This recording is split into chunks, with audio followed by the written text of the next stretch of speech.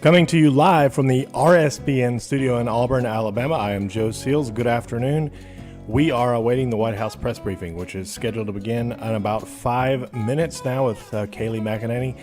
We also have the president who will speak at 2 p.m. Eastern time from the Rose Garden, so don't miss it. Subscribe to us if you haven't already subscribed. We appreciate all of you and look forward to one heck of a day on Saturday, where we will be in Tulsa, Oklahoma for all-day live coverage of President Trump's first rally since the pandemic caused a 3-month hiatus. So you don't want to miss it. Subscribe. Tell everybody about RSBN. God bless all of you. We'll see you back here soon for the event after the press briefing, 2 p.m. Eastern. And then tonight, you don't want to miss 8 p.m. Eastern, the Trump campaign's broadcast, the Black Voices for Trump, tonight at 8 p.m. Eastern here on Right Side Broadcasting.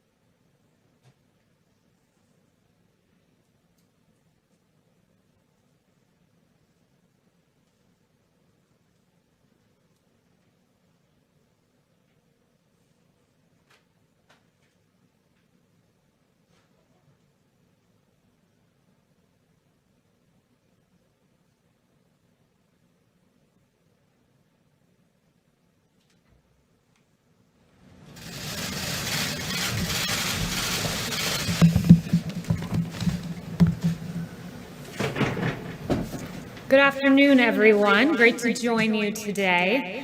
So 5 years ago today, 9 innocent parishioners of a historically Black church were killed during an evening Bible study in Charleston, South Carolina. We all remember that tragedy, and this was a despicable act of evil that happened 5 years ago today. So we remember that somber day at that Charleston church as our hearts still break for the victims, and our prayers go out to the families. Yesterday, President Trump led and brought our nation together behind real, meaningful, substantial change to ensure that we have safe streets and safe policing.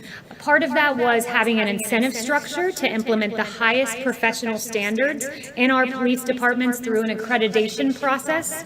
This accreditation entails making sure you have de-escalation practices in place, use of force tactics in place. Part of that is prohibiting chokeholds, except in the event where lethal force is used. It also incentivizes information sharing and makes sure that if you have an officer who's had multiple uses of excessive force, that information is sent to a national database. And then finally, another prong of this was having co-responders who are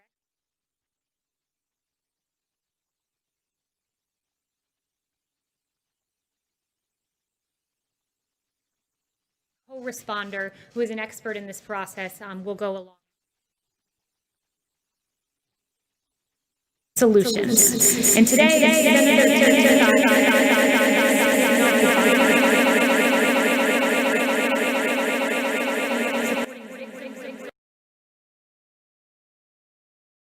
there are not sides here. This is about America coming together. This is about human decency, and this is about justice. And when we see injustices, we recognize them. As President Trump said yesterday, all children deserve equal opportunity because we are all made equal by God. That is so true. First, let me point out that I have sat across from a police officer family that lost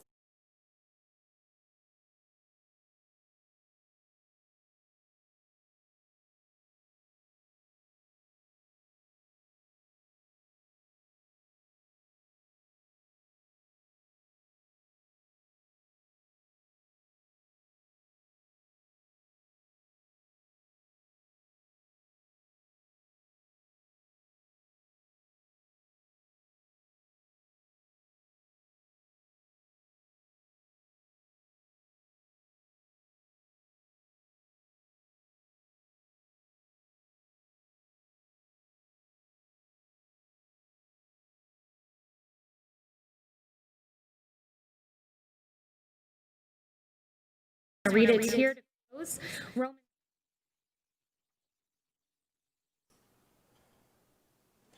Well, whoever's running the audio at the White House today is probably fired after this. We have multiple errors for all the networks.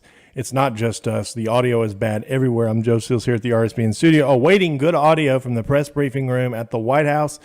We'll keep it here just to make certain that, yes, definitely not us.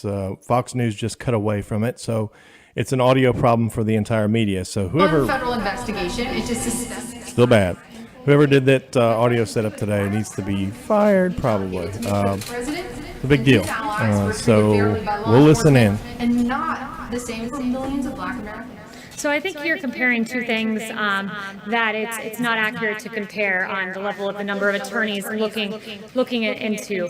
First, we all know that this administration was dragged for years through a bogus investigation founded upon a dossier full of lies funded by Hillary Clinton and the Democrats. It was an injustice to the American people who elected President Trump as President of the United States, who was then bogged down by an investigation, which ended up with 2 words: no collusion. That's the first part of your question. But as to the second part, this president's taken real, tangible, concrete action on the issue of policing. We saw that yesterday. Guess who has led? Democrats. They've engaged in meaningless symbolism as we saw them, kneeling for minutes on end. But this president isn't about gestures. It's not about symbolism. It's about action. It's about making sure someone like George Floyd never dies in that manner ever again in this country. First of all, this executive order addresses the issue at hand, and I thought my colleague Jerron Smith handled this really well yesterday when he said this about the executive order on this very question from you. He said a lot of people want to make it about race, but it's about communities and individuals. You're trying to fix something that you can't really fix the heart of people, but you can fix individual pieces that deal with the real problem, which is access to opportunity. You can fix schools and remedy the disparities we see in schooling. You can fix policing to the degree we can at the federal level to incentivize good behavior and fair practices. You can fix the economy as President Trump has done. He brought about the lowest economic employment rate for African American individuals and paychecks going up prior to this pandemic when we had to artificially shut down the economy. You can fix the individual pieces, but it's up to our country to change hearts. Yes. Does the president talked about chokeholds yesterday. The bill that's been unveiled by the Republican Senator Scott and the Republicans does not ban chokeholds. Does he think it should? The president is fully in support of the Scott bill. They are working closely on that, and our EO puts an end to that or incentivizes through the accreditation process to put an end to chokeholds unless there is lethal force used. We fully support the Scott bill and every element of it, and one thing I would note about the Scott bill is for years we've tried to make lynching a federal crime in this country, and the Scott bill does it. It's a great bill. It's more great action from Republicans, and we hope we can have bipartisan support on that. But to be clear, the executive order does not ban chokeholds. Like we can't actually do that, I don't believe, through the executive order. And it still does not ban chokeholds. Do you think, or the president think, that chokeholds simply should be banned? So what I have from the Justice Act here is that this will also end the practice of utilizing chokeholds, and I would underscore the executive order does that through an incentivizing process. So we've done what we can, and we'll continue to do more, and we'll continue to work with the Scott bill, and there might be amendments to it, there might not, but we want to see this come to fruition. Yes. It doesn't actually ban the practice. It encourages, but it does not actually ban the practice. Yes, well, that is we're incentivizing to ban chokeholds unless in the case of where lethal force is used. That's the process that we're using, and I'll tell you this, it's a much better process than the Democrats, who so far have offered nothing, except a lot of bad ideas about this that would ultimately, I would note, defund the police department. Yes. Kayleigh, in the last day, 96 people in Tulsa have contracted the coronavirus. Wondering about this rally coming up on Saturday. Will the president or the White House take responsibility if people get sick and catch the coronavirus at this rally on Saturday? So the campaign has taken certain measures to make sure this is a safe rally, temperature checks, hand sanitizers, and masks, so we are taking But precautions. you're not requiring people to wear masks. They will be given a mask. It's up to them whether to make that decision. CDC guidelines are recommended but not required. And the CDC guidelines suggest that people practice social distancing. You're not going to be able to practice social distancing in a rally with thousands of people. So aren't you, in essence, bringing people to a rally where they won't be abiding by those guidelines? It's the personal choice of individuals as to what to do, but if we want to talk about internal coherence, I believe that the media needs to work on internal coherence. This wonderful New York Post story, I don't think Stephen Nelson's here, but good job to the New York Post, highlights the hypocrisy of the media where this is okay, protesting, this is not okay, Trump rallies. It's really remarkable, and I think the American people have taken notice when, for instance, NBC tweets at 4:05 p.m. On June 14th, rally for Black trans lives draws packed crowd to Brooklyn Museum Plaza, seeming to be lauding the protests. And then less than an hour and a half later, they say President Trump plans to rally, but health experts are questioning that decision. CBS had a similar, logically inconsistent tweet. Protesters protesting against injustice, against racism and police brutality. This is a rally, a political rally. They're not going to be demonstrating for any kind of cause other than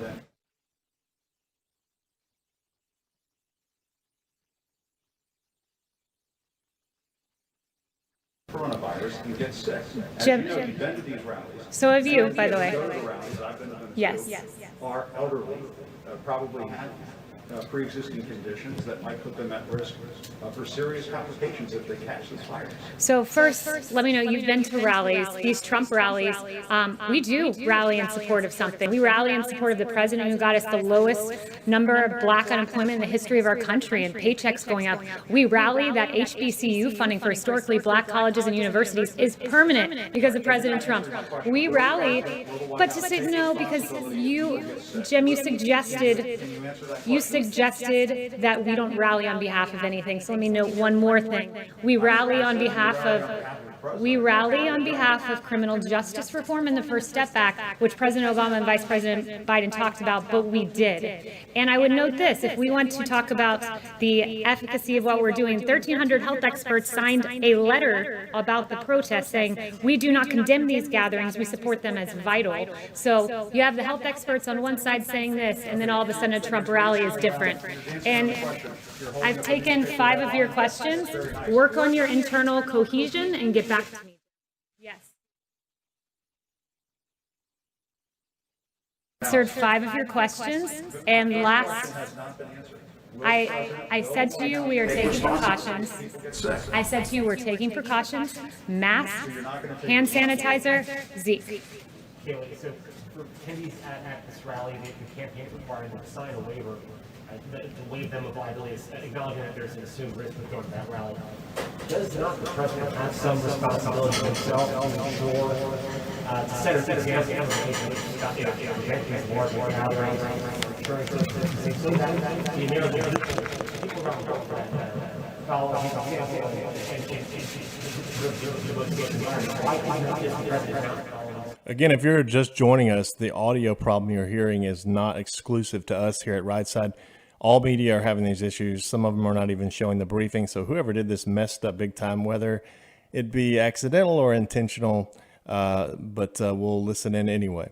Whether to go to the rally or whether not to go to the rally. But I would note that this concern for the rallies has been largely absent when it came to the protesters. People really note when CBS says thousands participate in a rally and a silent march for Black trans lives, and then this is more than an hour and a half later, President Trump moving ahead with the rally, serious risk of spreading coronavirus. It's really inconsistent. The media seems to not be interested in health so much as ideology behind certain events. So, for instance, you go and the lockdown protesters were widely condemned by the media who were protesting the lockdown, but then all of a sudden this protest for Black Lives Matter is lauded. It makes no sense. Ideology is driving the line of questioning in many of these cases, when it should be, if you're focused on science, you should be out there asking these same questions about the protest. health officials here, local officials, mayors, and more states, many of these where there have been encouraged those who are to get tested 4 or 5 days after the event. Does the president want to play these as overall on Saturday, 4 or 5 days later to make sure that they didn't get the virus there? And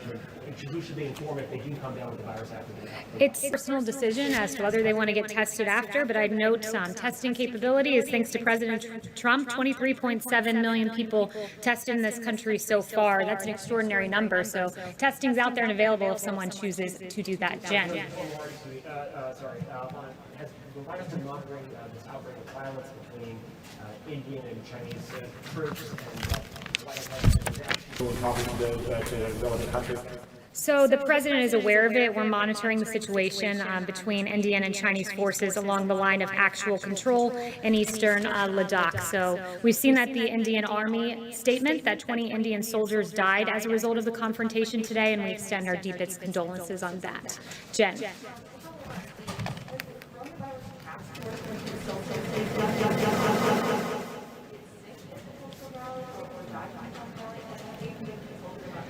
The coronavirus task force, they're meeting today. I would first point that out. They meet regularly and they monitor the whole country. So they don't zone in on a Trump rally, they zone in on the whole country and analyze it through a database lens.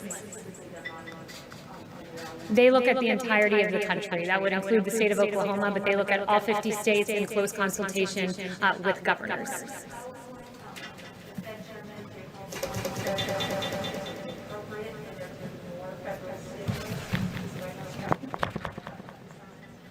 It's something that's being looked at, of course, at phase 4, and no announcements on what those elements would be, and wouldn't want to get out ahead of the president. But I would note that this economy is robust and growing and coming back stronger than anyone could think from this because of the president. I mean, you look at retail sales surging 17.7%, unemployment insurance weekly claims falling. We have the fastest growth rate in American history in the third quarter. So we artificially shut down the economy, but we have a robust recovery happening and taking place, and that's thanks to President Trump. And there are a lot of good metrics, like applications skyrocketing, small businesses now opening at about 80%, Apple Mobility Index, that's practically pre-pandemic levels. So there's more work to be done. A phase 4 will address that should it take place.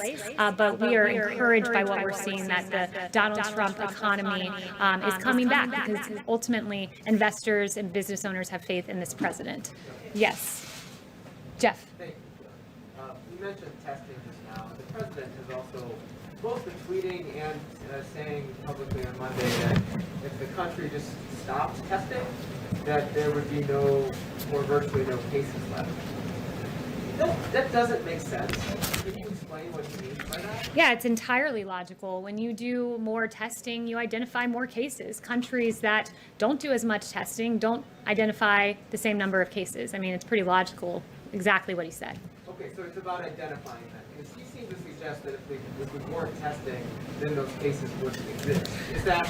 No, that was not at all what he was saying. He was saying when you test, you end up identifying more cases, and we've tested 23.7 million people, positivity rate of 5.9%.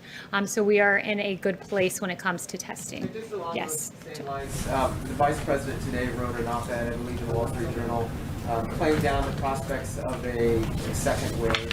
Is the White House just confident that there's not going to be a second wave of the coronavirus? The White House is confident that we have enough testing to identify asymptomatic individuals, that we have therapeutics that are promising, that we are working on a vaccine with Project Warp Speed that we hope will be there by the end of the year, and we think will be, and we have a robust public-private partnership that has shored up America's supply chain. So we are in a good place, and that's what the Vice President was noting. John.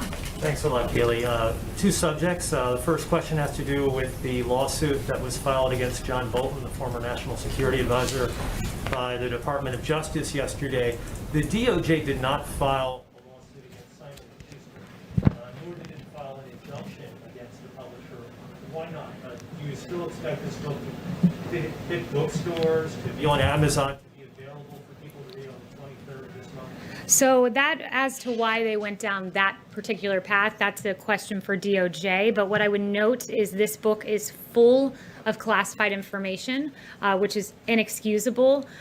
Former National Security Advisor John Bolton should know all too well that it's unacceptable to have highly classified information from the government of the United States in a book that will be published. It's unacceptable. It has not gone through the review process, and that's where we currently stand. And I'd refer you back to Barr's comment on this, which is we don't believe that Bolton went through that process. It hasn't been completed, the process, and therefore he is in violation of that agreement. That was part of his quote from Monday.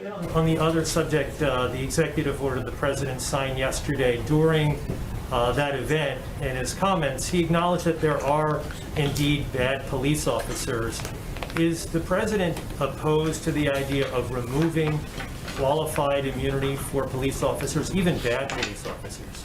Yeah, so qualified immunity, let me note, is a total and complete non-starter. What qualified immunity would do is it would really enable the police in this country to do their job. That's in the Democrat bill, and I'd argue this, Democrats, they say defund the police, defund the police. We hear that from Congresswoman Ocasio-Cortez and Congresswoman Omar and others. Well, what does the Democrat bill do? By removing qualified immunity, what you're essentially doing is not allowing police to do their job. There would be a decrease in policing in this country. Our streets would not be safe. What President Trump has done is worked with law enforcement to improve law enforcement, to ensure that the The bad cops that exist are pushed out of the system. The overwhelming majority of cops are good, so we've got to address the handful that are bad, and that's what the president's order has done. But taking away qualified immunity would make the streets of this country a whole lot less secure. Just look at what happened when we didn't have ample law enforcement out on Lafayette Square. A church burned and multiple officers injured. So how do you handle the situation, Kayleigh, of a bad police officer hiding behind the shield of qualified immunity? Look, I would note that also the court has litigated this pretty strongly. It's been adjudicated. The Harlow court, in that decision, Harlow, the Supreme Court, talked about achieving a balance between allowing victims to hold officials accountable while also minimizing the social cost to the whole, the cost of police officers, for example, pulling back. So the Supreme Court has litigated this for decades and has approached what they think is the appropriate balance with qualified immunity. And I think it would go a long way just doing what the president did yesterday, having that national database of offenders, so we ensure that a police officer doesn't leave one department and then go to another. Francesca.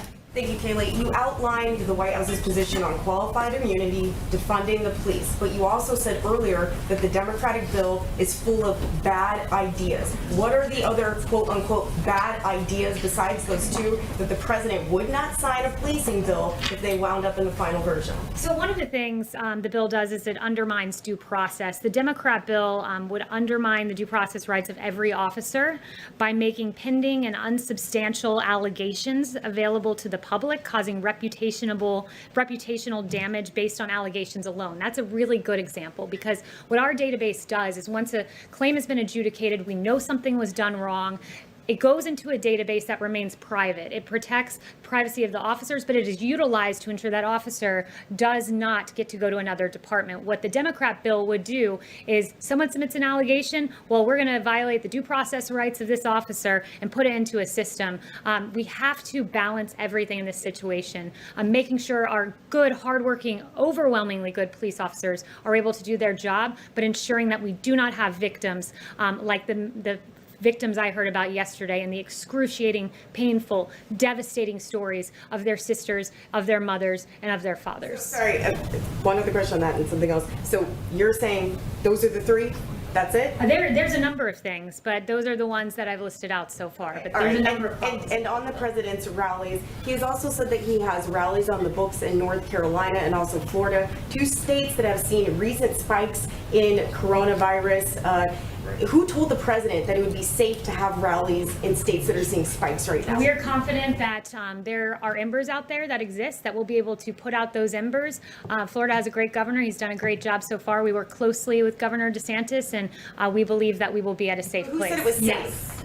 Kayleigh, Justice Gorsuch's decision from the Supreme Court this week against anti-LGBT discrimination was focused on employment civil rights law, but also have implications on housing, healthcare. How does the president want to see this implemented? Does he want it implemented as extensively or as narrowly as possible? So what the president says is he's read the decision, they've ruled, we live with the decision, and we live with the decision of the Supreme Court. So that's where he stands currently. And in terms of how it's implemented, DOJ will lead the multi-agency effort to help provide certainty to the regulated parties. I understand DOJ's role, but the president also has the opportunity to express his opinion and to lead, much like President Obama in 2013.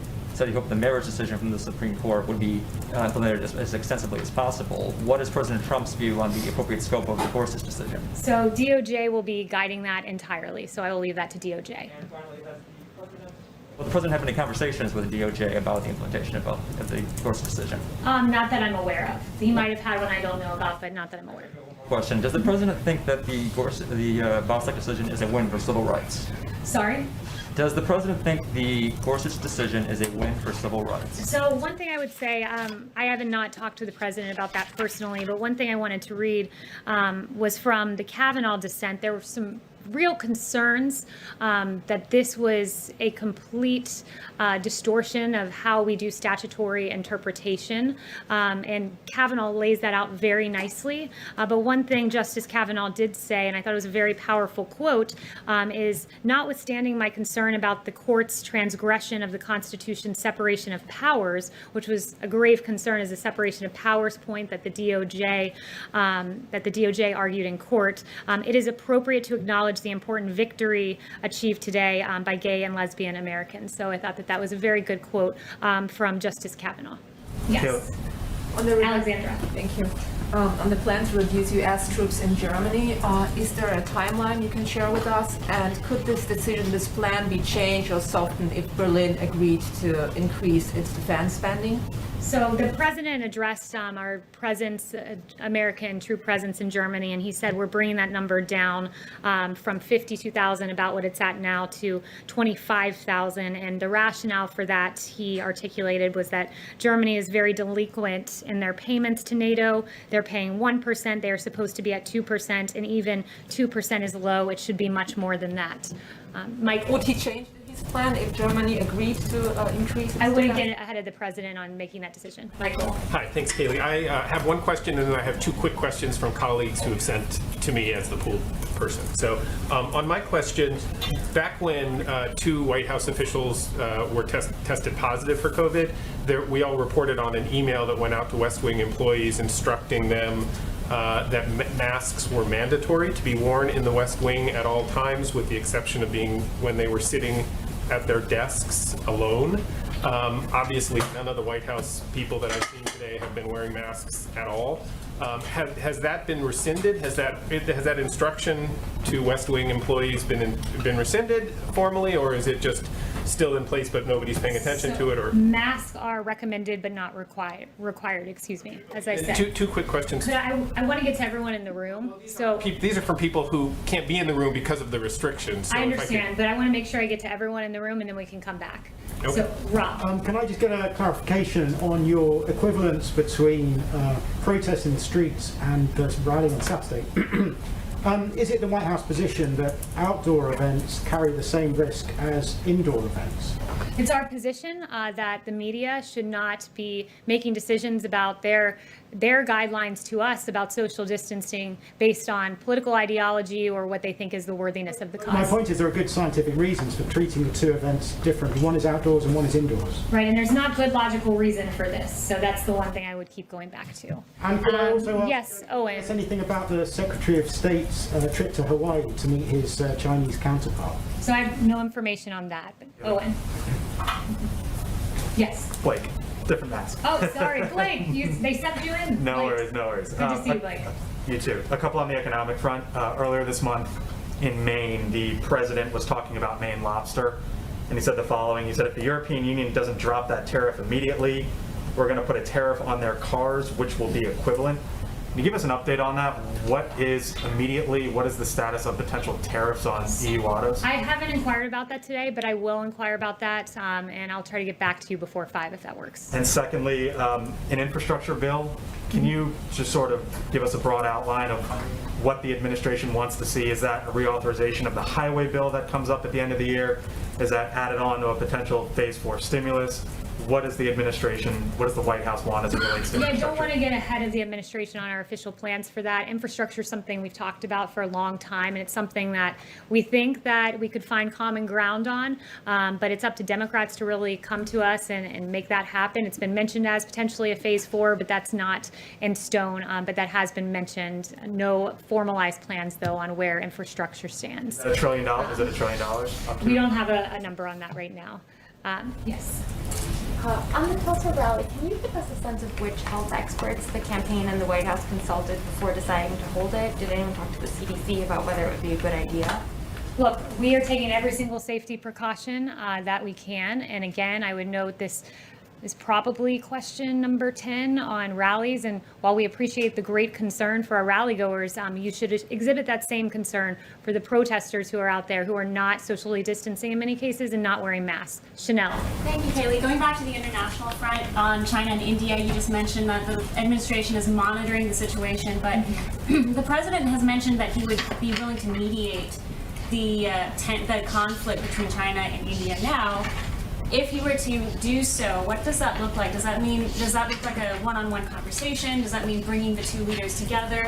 Has the president indicated what mediation looks like for China and India? So again, no formal plans on that beyond what I already said, and expressing our absolute condolences to the Indian soldiers that died as a result of today's confrontation. We extend our deepest condolences there. And I would note just that during the phone call on June 2nd of this year that President Trump had with Prime Minister Modi, they did discuss the situation on the India-China border. On the relationship between President Trump and President Xi, the Chinese forces have been moving thousands of troops to that region. That it doesn't seem like that region is going to see de-escalation anytime soon. If you were to characterize President Trump's relationship with President Xi today, would you venture into that realm? I would just say what the president has said before, that he is really appalled at the fact that the coronavirus came out of China. They weren't allowing flights into China, but were allowing flights out. They slow-walked information. The WHO seemed to partner with China in slow-walking that information about asymptomatic spread. So that is an appalling state of events, and the president is very upset by that action of China, or inaction in some cases, I should say. Thank you all very much. I hope you have a great rest of the day, and I hope we start seeing more consistent headlines. Thanks very much.